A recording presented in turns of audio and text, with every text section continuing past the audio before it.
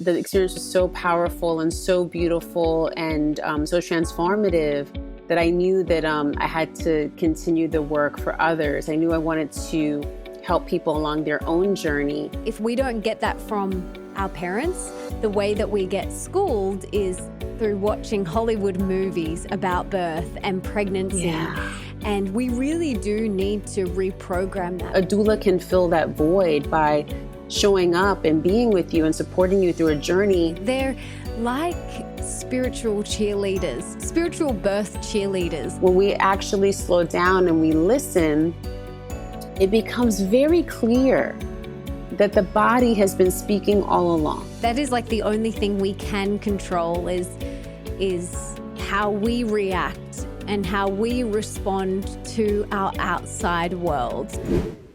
Beautiful Latham, I am so excited to have you on the show. But before we dive in, can you tell us what you had for breakfast this morning? My breakfast today was a green juice, which I make with cucumber, celery, lemon, ginger, and a little bit of green apple. And then I had also like a whipped matcha with oat milk, which I just make in the house too, with a little bit of maple syrup and rose water. Yeah. Oh, yum. That sounds delicious. Oh my goodness. Yum. I love the touch of rose water. That sounds so beautiful. Live for it. It's so good. I am so excited to have you here. But before we dive deep into everything that I want to explore with you today, can you tell us your story and how you got to where you are today? Like, how did this all unfold for you? How did you become Mama Glow? I love that question. It was actually a process. I didn't set out to start doing birth work, but I was informed by the journey of my son's birth. And I would say before that, even as a child, when my mother was pregnant, she was pregnant at the same time that my great aunt and my aunt were pregnant. And they were all due within a month of each other in the spring of 1985. I was 4 years old at the time. And then when my sister came, I turned 5.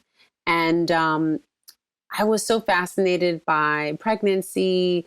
My mother taught me all about the anatomy and made sure that I was like really versed in body literacy. And so something that I kind of embraced at a really early age. And my cousin and I would like stuff dolls under our shirts and like pretend to deliver each other's babies. And I would say that was like one of the sort of earlier memories that I have around birth. And then when my sister arrived, I think there was so much that I was learning, but also that I recall really helped to shape a lot of my beliefs about the body and what the body's capable of. And my mom certainly instilled in me that there was a really powerful and innate wisdom that each of us has. And I came to know my own when my son was born. And he was born in a birth center, which we have options, right? You can do hospital birth, you can do home birth, and another out of hospital birth option is birth center. And that's where my son was born, at a really beautiful, humane place that was run by midwives. And it was through that experience that I really knew that I would do this work and support birthing people in this way. It was because the experience was so powerful and so beautiful and so transformative that I knew that I had to continue the work for others. I knew I wanted to help people along their own journey, whatever that would shape up to be. So that's how I kind of got here. I'm a Taurus, so I drag my feet to everything. I'm stubborn. And so I was hearing a call. And I wasn't ignoring it, but I wasn't ready, And I think that happens to a lot of us, right? Where we get a knock, or something keeps showing up, or you dream something, or you keep hearing something over and over. It keeps showing up and it gets louder and louder. And sometimes it knocks you over the head. And for me, it didn't get to that extreme, but it was something that kept presenting itself. And it came in different types of packages and permutations. And the final straw was really when I was at an ashram and it was my birthday. And so they did this puja ceremony for me. And then the Vedic astrologer said, you should come get a reading for your birthday. And let's do it on, I was born on the 3rd of May. So he was like, let's do it 3 days after your birthday. And I was like, okay, perfect. And so I went because that was the auspicious day to get the reading. And so I did the reading that day. And he said a lot of really amazing things. But one thing that he said was that as he was, doing the divination and reading the cowrie shells and the dust and all these beautiful elements from the earth, he said, you're supposed to mother the mother. And I was like, all right, I feel like I'm doing that. He's like, no, it's more than what you're already doing. And that was enough. But then when I got home, he gave me a bunch of numbers. And those numbers were, I didn't know what they were to correlate with, but they were auspicious numbers. And so I wrote a list, and I still have that list somewhere. I wrote down all the numbers. And so then, of course, when you get somebody tells you like, here's your lucky numbers, you're looking everywhere to like see, like if you see this number play out in your life in some way. So I'm looking at signs and, like kind of hyper aware that like I might encounter this number. And then, of course, I got back home and settled back into my life. And not that I forgot about it, but I wasn't as, present to how those numbers might show up. And this is back when we didn't check our emails, like we checked our actual mailbox for letters. And so at this point, I checked my email for some reason, which was something I probably did at that point once a month. And so I checked my email and I look at the date, and there's not a lot in there because, again, people weren't really sending emails back then in the same way as they do now. And I looked at the date, and the date correlated with a date that was given in the reading. And the subject of the email was that I had been accepted to a doula fellowship program. And so then I was like, okay, God, I hear you. I accept the mission, And so that's what it was for me. It was like, okay, like I'm softening into this and I actually feel the readiness to show up for this mission. And so that's how it kind of flowed. But it certainly wasn't like my entire life I've always wanted or knew, like I knew in some way that I would work in women's health. I knew in some way that I would work in wellness. I always knew that.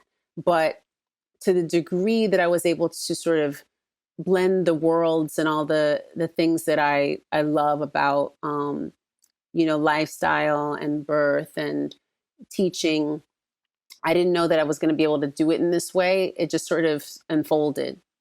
Wow, that is amazing, honey. How old is your son now? He's 17. What? Yeah. I have a 17-year-old. He's going to college in a year. Whoa. And yeah. When you were sharing about your mother, what a beautiful role model. What a beautiful role model to instill the wisdom of the body and all of that birth wisdom onto you. I feel like if we don't get that from our parents, the way that we get schooled is through watching Hollywood movies about birth and pregnancy. Yeah. And we really do need to reprogram that because it's the most incredibly empowering rite of passage. I have not birthed a child myself. I have a stepson who's 14. But from everything that I have read and spoken to so many people and experts, it's such a beautiful and empowering rite of passage. And how amazing to be part of that as a doula. And now you have your doula program where you teach other people how to become doulas. So for those that are listening that may have never heard of a doula, can you explain what a doula is and the role of a doula in the birth scene? Yeah, absolutely. I love talking about this work because it's accessible to all of us. Like you just mentioned that, this process to be so beautiful, even though you haven't physically experienced it. But there is an imprinting that we all have from just collective experience, right? Like that you don't have to have felt it through your body to know that it's power, right? Or you don't have to have felt it through your body to be able to support someone who's going through that experience and that rite of passage, right? And so, because there is a collective body, there is a collective memory and consciousness of what this experience and rite of passage is for all of us. And so that is available to each of us who are open to receive that and be at the service of someone who's crossing this threshold, right? And so when we avail ourselves emotionally, when we do our healing work to prime ourselves to be people who are safe and who are clear in terms of our energy, we can really show up to be safety containers for people who are going through this transformative experience. And so doulas are birth workers who provide non-clinical support.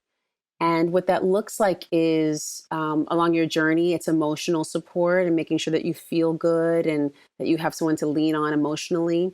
It's educational support. So making sure that you have skills and information about the process as you go through it. It's psychological and mental support, for those of us, especially in the times that we're living with COVID-19, the stress and anxiety that people go through, being able to have someone help you to metabolize that.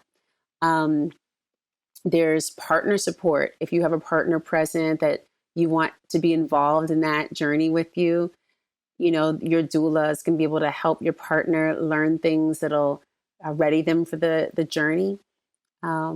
And advocacy, right? And so being able to advocate for yourself and have the tools to speak on your own behalf, the tools to ask the questions, seek the information and the support necessary for you to thrive. These are all things, right, that the doula provides, right, in the scope of service. And it's also part of really, I would say, meeting the need that exists right now in the way that we conduct ourselves in this sort of modern, advanced paced life, right? We're all living at this accelerated pace. We're all living very far from where our family members are. We don't live in intergenerational households where we have our elders and young people and people of all ages with us. We're not in villages like we used to be. And so we don't have village keepers who can look after us at these major life transitions. And so a doula can fill that void by showing up and being with you and supporting you through a journey if your parents are on the other side of the country or the other side of the earth, right? A different country.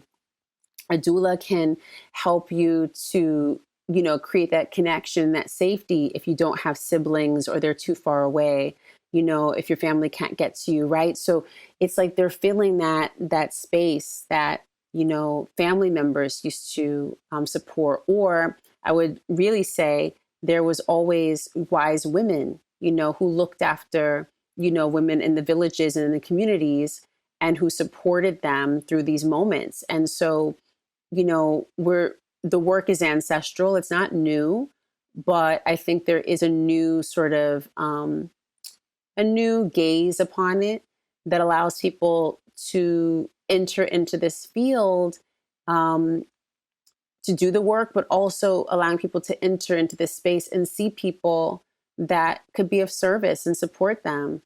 And so our commitment is to educate and to create more access and to help more doulas become financially astute and able to support themselves. We want to make sure that people who are in the birth work community and healing arts, can move out of positions of poverty. A lot of people who do healing arts like yoga and Reiki and healing modalities, massage therapy, doula work are, suffer economically, right? Because they don't have the business acumen and business skills. The work is undervalued by our society.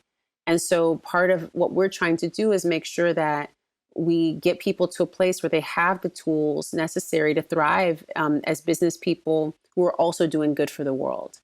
It's Yeah. very important to be compensated for your gifts. And it's very important also for us to start placing the value on this work that's been so undervalued by society, but is so important to make sure that people come on the other side of this experience happy and thriving. Yeah, absolutely. They're like spiritual cheerleaders, spiritual birth cheerleaders, aren't they? They're there Yes, I by your love it. side. They're cheering you on. They're holding space for you and your partner. It's really a beautiful thing. I've had lots of friends who have had doulas at their birth, and they Mm-hmm. said it was transformational, and they were so glad that they had a doula. I've never met anyone that said, "No, you know what? I didn't need that person there." So Yeah. everyone, I remember I was chatting to one of my girlfriends who's pregnant with her third at the moment, and she had a doula for her second birth. And I said, "Are you going to get one this time?" And we were chatting about that.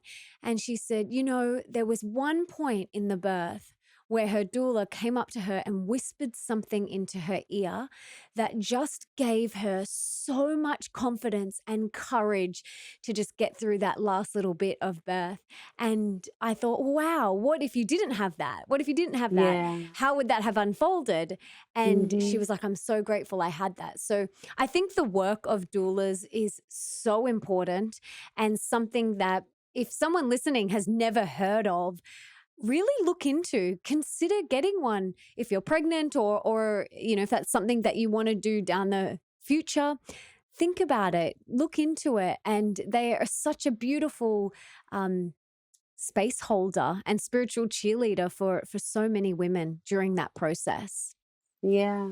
Another thing I would say too is, wherever you are on your journey, whether it's in the fertility phase, whether it's birth, postpartum, if you are suffering from loss, if you are having an abortion, like any of these experiences, doulas can be there to support. Mm. So although a lot of our work is on the birth continuum, birth includes, all of those things, right? Like the reproductive life cycle includes all of those things. And so um, we don't like discriminate, right? Like, so whatever it is that you need us to show up, we're there, and I've gone to so many different types of life transitions, and each of them equally challenging or beautiful or life altering.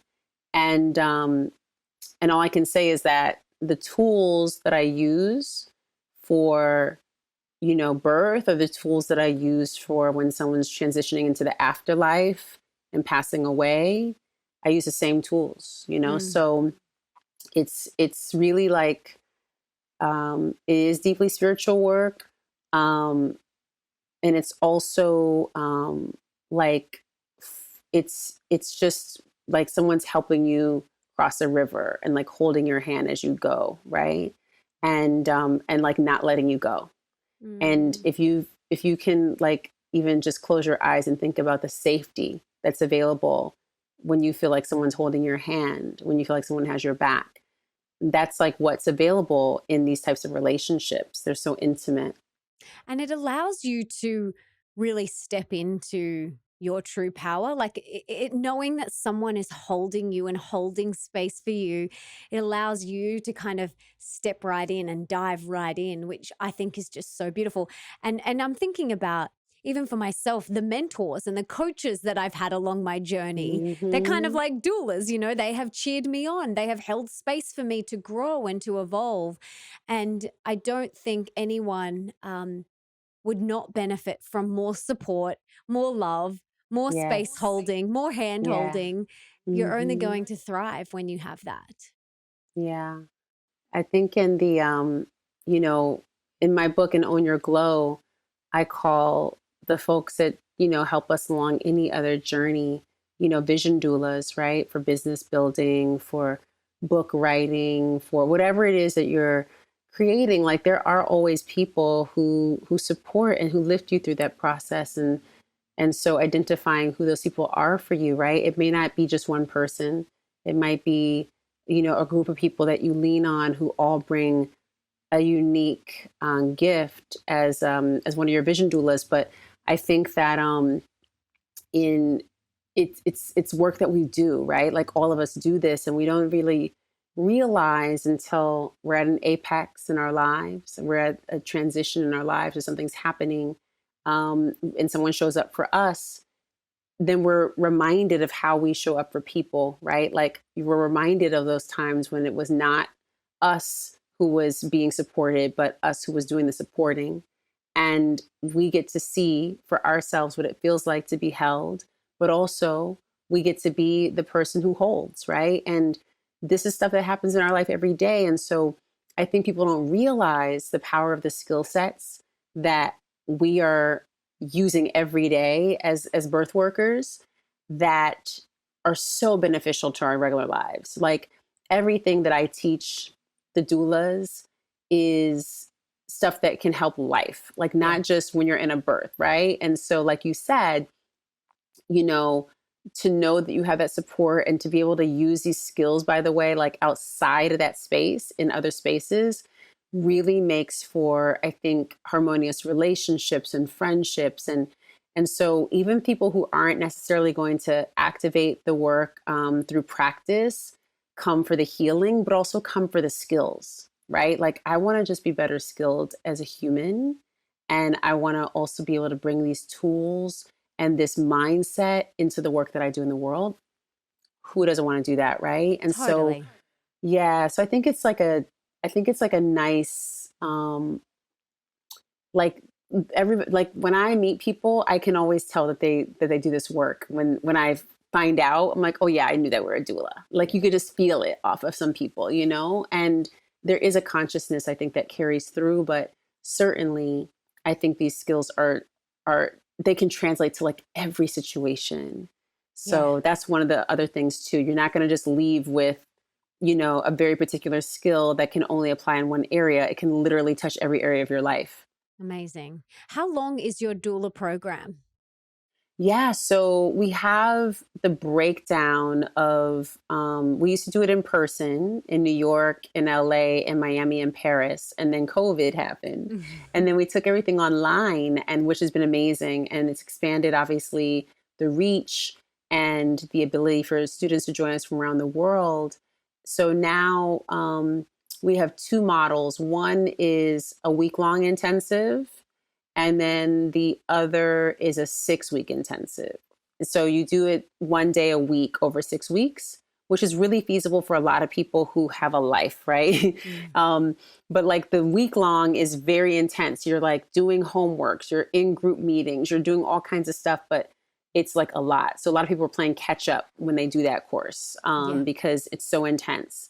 And it's like every day they have a day off, but the day off is like Chinese medicine, and that's a module, so it's not really a day off. So it's an intense course, but I really feel fulfilled I really like the 6 week because it just gives you time.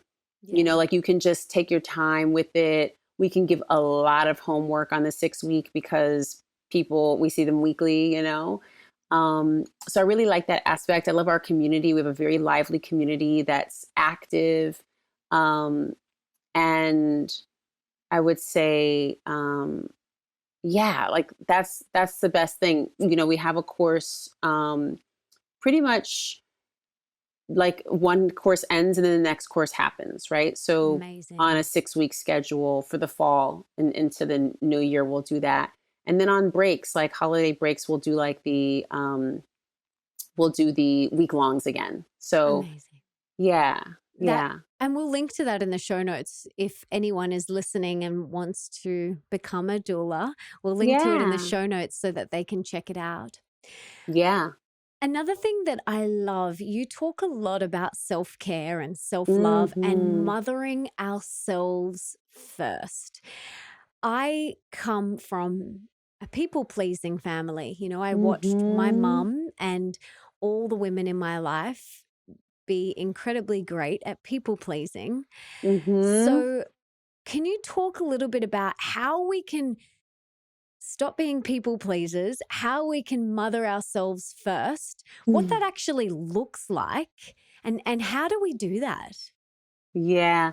So I think everyone listening is probably nodding their head as well about being people pleasers.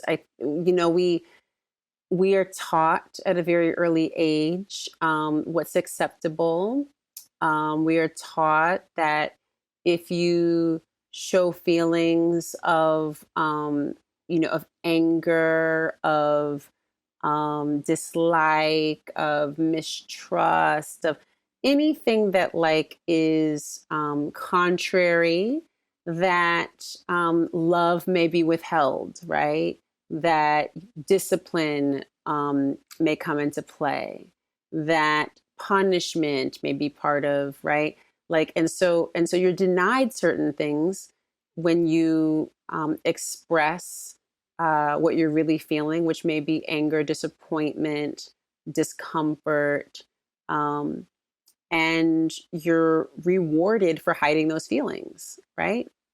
And so what ends up happening for so many of us is like we keep pushing that stuff down, and it finds a very peculiar way of lodging itself into our tissues, right?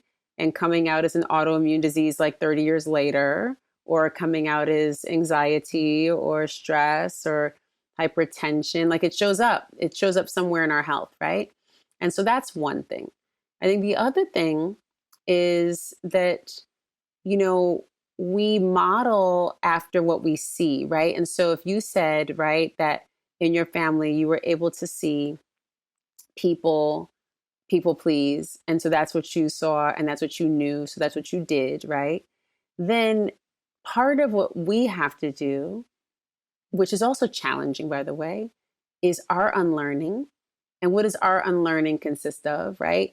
And so you'll find yourself moving through this process of self inquiry, which is important. And you'll find yourself taking a journey where you're not only asking yourself these questions, but you're also evaluating your relationships. And I think as you start to evaluate the relationships and start to see that, everything's not okay. I can't believe I was accepting this as normal, right? Like there's a lot of things that show up that we start to evaluate. And we look around and we see that we have sort of created a world where the things that we should accept or should not accept, I should say, have become our standard for what's normal. And so, what the practice of self care does is it invites us to take stock and take a journey within self and ask self, what do I need in this moment? Self, what is it that's the best choice, the best decision, the best set of actions for me to pursue right now? Not for anybody else, but for me in this moment. What is going to feed me in this moment? What is going to serve me in this moment? What do I need in this moment? If you start to ask yourself, what do I need now? What do I need now? And then let your body articulate, because it will. When we actually slow down and we listen, it becomes very clear that the body has been speaking all along. And so in this invitation, we say, we ask, and then we listen. And so meditation is for that, right? Meditation is for listening. Prayer is for petitioning. And so if you have a practice of petitioning and asking and please do this and universe this and God that and spirit this. And then you allow your body to become the portal for listening. Then what happens? Through the meditation, answers. Through the meditation, your body speaks and reveals to you through sensation, right? And so some of that might be crying for some of us. Tears may come. Others, it might be anger, discomfort, anxiety shows up. For others, it might be that we fall asleep, we rest. For others, we might find ourselves fidgety and self-expressive. Like many things come up, but the answer is always to listen to ourselves and our needs. And so what I think is really important, especially in this moment, is asking ourselves and being gentle with ourselves and knowing that we're living in an unprecedented time. Nothing is normal. Everything that is happening right now is not normal. And so people are carrying on as if everything's normal, and it's not. And so giving yourself the permission to say, you know what? Everything is not okay, out there, but right here. Like, how am I going to make what's right here beautiful? How am I going to make what's right here okay? And how am I going to be with myself today? How am I going to be gentle with myself today? Exactly. Because that is like the only thing we can control is how we react and how we respond to our outside worlds. Like we can lose it, we can get frustrated, we can get sad, we can, fall off the bandwagon, which, maybe you need to do for a moment.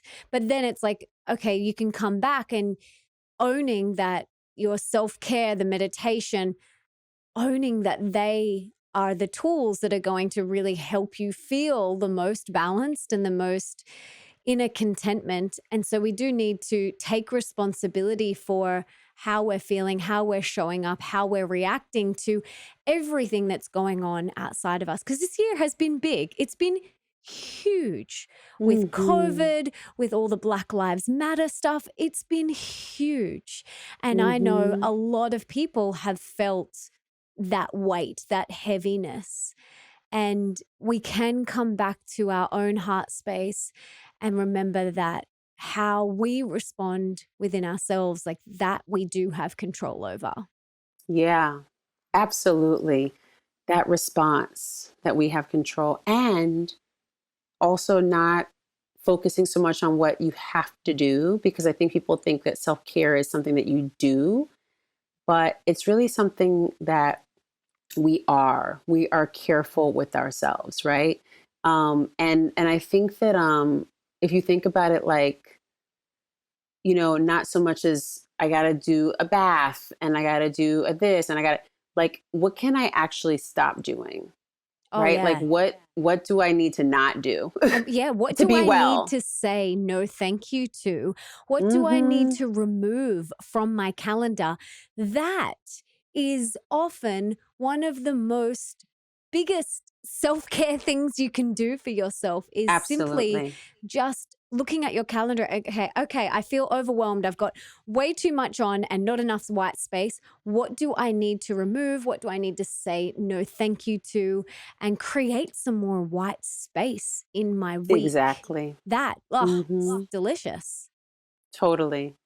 Yeah. I would love to hear, what's your definition of success? Wow. Success. It's interesting. I don't think about this word that often. And I think it's because I feel like there's so many weirdly skewed ways of looking at it, right? In society and sort of so the people that I think like reward for what we think success is, right? So when I think about it, I think about, financial sort of abundance. I think about, I'm thinking about like when I think about, so I guess here's what comes up for me, right?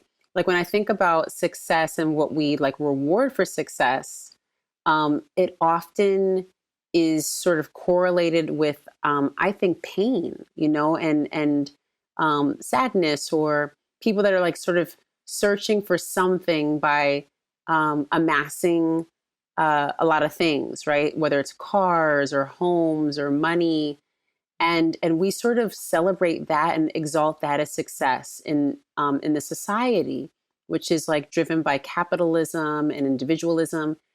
But for me, I have a different view of that, which is really rooted, I think, in community. And to me, like success is when I see like our doula community thriving, and when we have a group of, doula trainees that are in these group chat spaces. We have a private community for them. And so like when I see them in there, like hanging out together and meeting up and doing all these things and advancing the work, like that feels like success to me, like that we created an imprint and they've like been able to take what we've given and advance themselves. Like that for me feels like success. It's not always correlated with like money for me when I think about it, more so with I think happiness and fulfillment, like a sense of purpose, I think is success. If you are so blessed to align with your purpose in this lifetime, if you're able to connect in spirit and in flesh with what that is, and get into relationship with what that is, and then actually pursue with obedience, that to me is success, right? And I think that that's what those of us who teach and who lead and who guide are here to do, right? And so then if that's what we're supposed to do, then I guess that's success. Yeah, absolutely. Let's pretend you have a magic wand now and you could put one book in the school curriculum of every single high school around the world.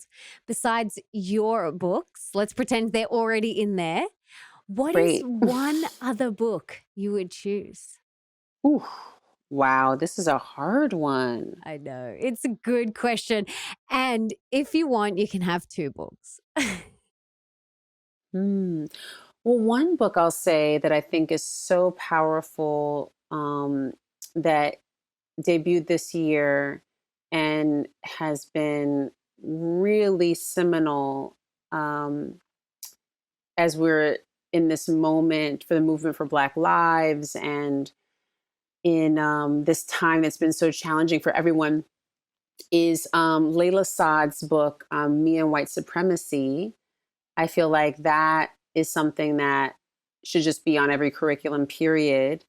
And I think that the way the book is laid out in terms of, reflections as well as lessons really is aligned with how students are learning, right? Like they aren't just reading a book, but they're also then doing some reflective activity or exercise or essay. And it sort of, I think, can guide them. So that's, I think if I had to choose one, that's one that I would choose. Yeah.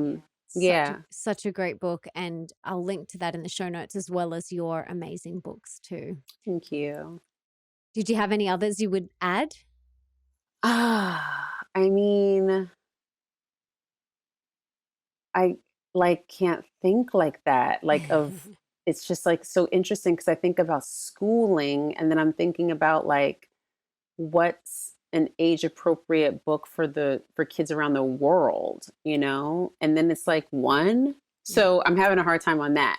But I think that one's good because of just what it does to sort of address a global system of inequity, right? And sort of people having their own relationship with their personal accountability and gifting that at an early enough age. So I think, yeah, I mean, there's other things, but I think the other thing I would probably say, not necessarily a book, but I would want for kids to have access to esoteric books and books that like connect them to to spirit and to this sort of aspect of themselves. Like if they could have like access to like meditation tools and things like this, right? Like I think if we made that like mandatory for you to have like a class that also engaged you in like some sort of practice and exercises,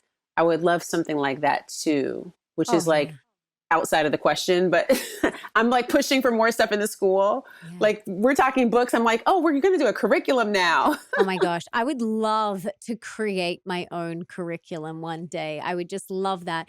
But you're absolutely right. They need those tools, whether it's meditation and all these breath work. There's so many amazing things that we have Totally. access to now.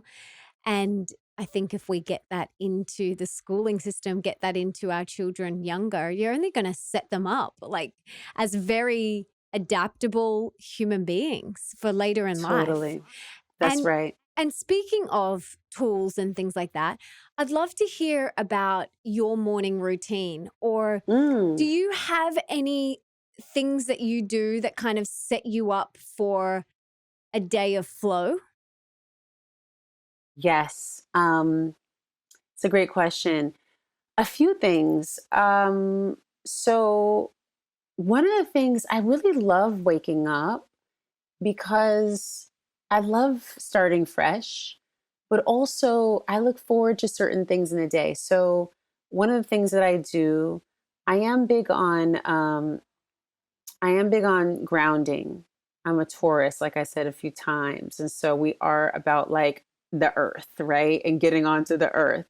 And so sometimes I'll sit either on my roof or in my room.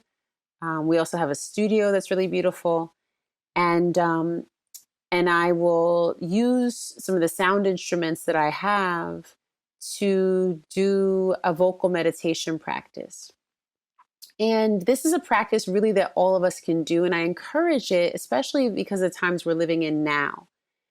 You know, this is a time that's asking us to activate our voice and use our voice in many ways, whether that's through the social media platforms that we have, whether that's through the networks that we're in, you know, the different places where we show up and where we have privilege, we're being asked to use our voices.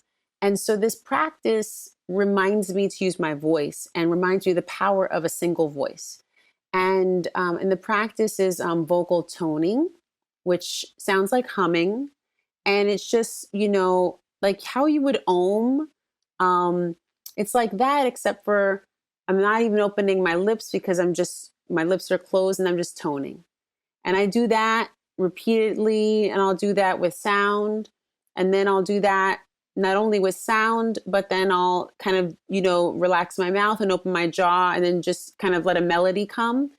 And the reason for that is also that, like when you open your mouth and throat, your vagus nerve is activated and it innervates all of your internal organs. And so the sound then gives you like this internal massage. And so instead of just sitting in silence, right, and aligning myself for meditation, I'm like massaging my internal organs. I'm massaging my body, like hugging myself from the inside when I wake up, right? So I look forward to that, and that's how I really start the day to just you know, like feel buzzy, and because it kind of sends the energy up and down like this, and so I feel really open. And so that's kind of how I start. And I do that for like a few minutes. Sometimes I don't do the instruments. You literally don't need anything. You can lay flat in your bed and do this practice, and it'll help you with your breath work. A lot of people who are recovering from respiratory illness, from COVID, from other things that they've encountered, the flu, you know, this season, guess what? Using this diaphragmatic breathing and using a vocal practice will help you build up your lung capacity, right? And so, you know, there's so many tools that we have, but yeah, this is something that I do. Oh, I love that. I love it. And it doesn't matter if you aren't a Beyonce singer or you don't have a Oh gosh, Beyonce no. voice. It does not matter. Because I don't have it. No, no, no. And my husband, he's a musician. He's got an incredible voice. Oh, And it's amazing. so beautiful. And he sings around the house all the time. And I was a little bit shy at Does the he start. sing to you? Oh, yeah, all the time. All the Oh. time. It's so beautiful. And I was a little bit shy when we first got together, like sharing my singing voice. And now I'm like, I don't care what I sound like, because I was understanding that it triggers the vagus nerve and how soothing and calming that is for your entire nervous system. So I will just bust out songs 24/7. I don't care what I sound like. And it's fun. It's so beautiful and so healing to do. So I love that. I love that that's something you start your day with. And it's sets you up for a successful day. So many people talk about meditation and all these other things, but not many people on my podcast have spoken about sound. So thank you for mentioning that. Oh, thank you. It's powerful and it's available to all of us and it's free. I think that one of the things we all forget, right, is like, we're always like, where can I go? What's the next class I should like? We're always searching for something that we have to buy into. Your voice is free and it's yours and no one else has it. And like how powerful to connect with your own vocal box, your own sound that's like God-given, and free it. Like free your freaking voice first thing in the morning. Oh, beautiful. Beautiful. Okay, I have 3 rapid fire questions for you now. Are you ready? I'm ready. What's one thing that we can do today for our health? Breathe. Yes, love it. You just reminded me to take a deep breath. Yeah. What is one thing that we can do today for our wealth, so more abundance in all areas of our life? Oh, wow. This is a good one. One thing we can do. I'm going to say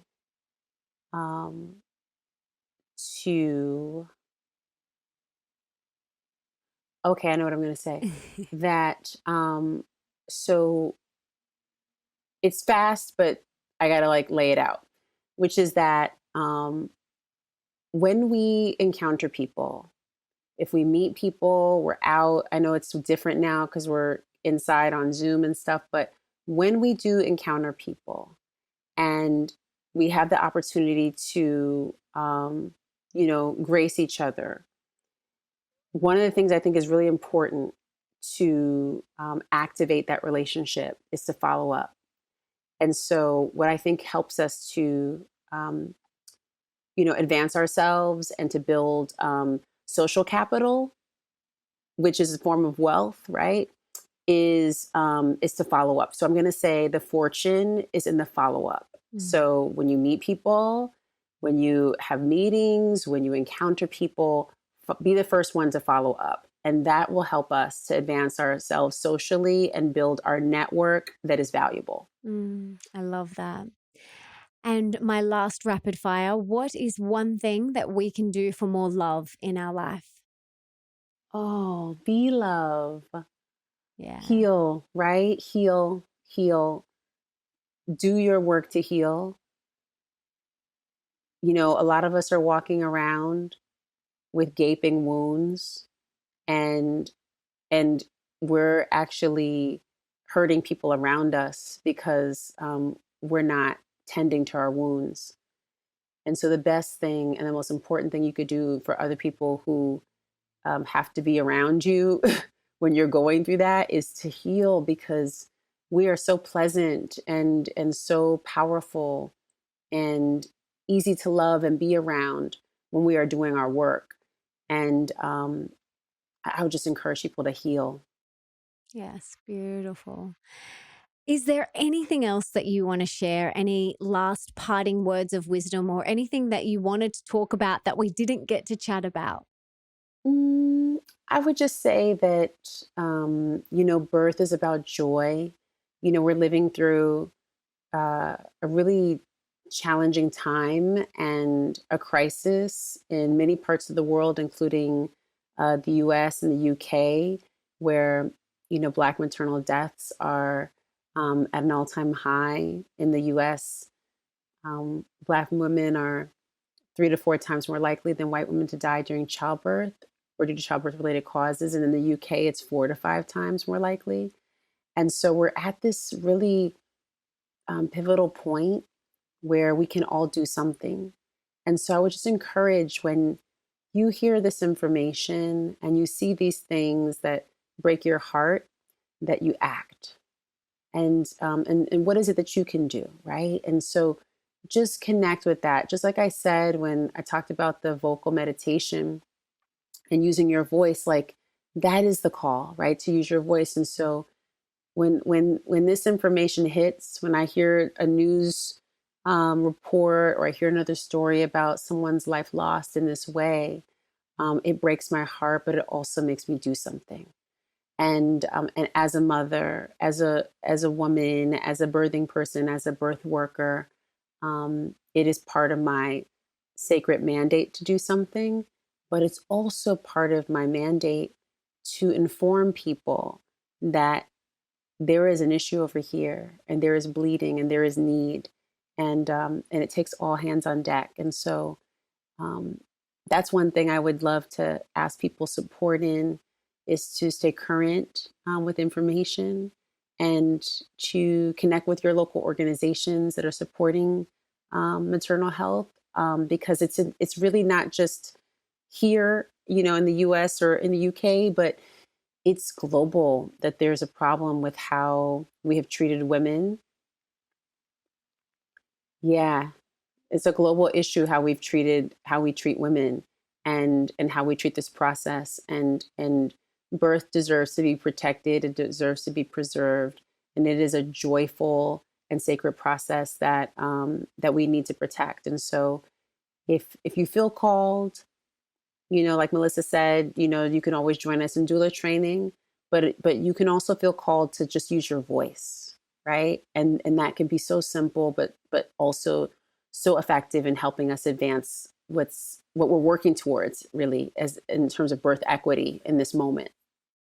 So empowering. We've all got a voice, and if we can all use it to share, Yes. it's so empowering. So thank you so much. And I want to Thank you. personally thank you for all the work that you're doing in the world.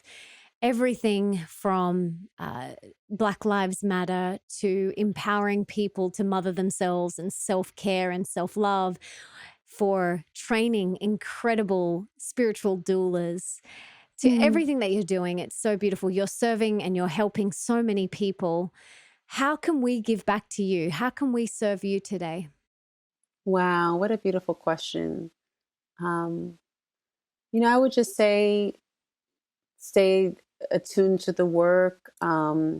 If people go to mamaglow.com, and if you feel called, um, not necessarily to take a class, but if you feel called to support a future birth worker, we have a donation button, and you can donate at any level.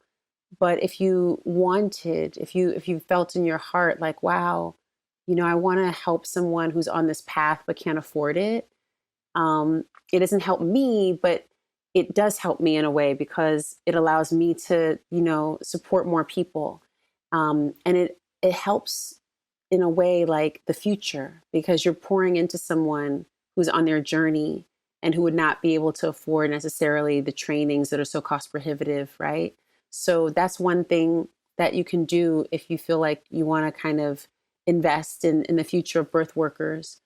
Outside of that, I would just say, please, follow and listen, and stay connected in the community. But I just feel so full. I don't personally feel like I need something so much as like I receive like this love that's coming. Like I receive the love that you give. I don't need to ask you for any more. Like I feel sufficient in what you've provided in terms of your platform, and in terms of just like the love shared here. And so, sometimes, honestly, Melissa, it's that question that is enough. You know what I mean? Sometimes it's just someone asking, how are you doing really? That is enough. Oh, Like, yeah. what can I do to help? That is enough. And sometimes that's all you actually needed to hear. It's not necessarily that you needed somebody to act on it and do something. Does that make sense? Oh, yeah, totally. It's almost like this warm blanket wrapped around you, and you can exhale when someone asks that simple question. Yeah. So I feel like, wow, I don't have an ask or a need in this moment. Like I feel provided for, but even more so, like you said, I feel the blanket, just with the question. So thank you. Oh, you're so welcome. Thank you for all the incredible work that you're doing in the world, for showing up, for using your voice, for sharing your wisdom with your books, your program, social media, everything that you're doing. I have loved following your journey for many years, and I'm so grateful for everything that you shared today. So thank you so much for being here. Thank you so much for having me. And thank you for providing this space for the community. It's an honor to be here. Pleasure. Take care. You too, my love.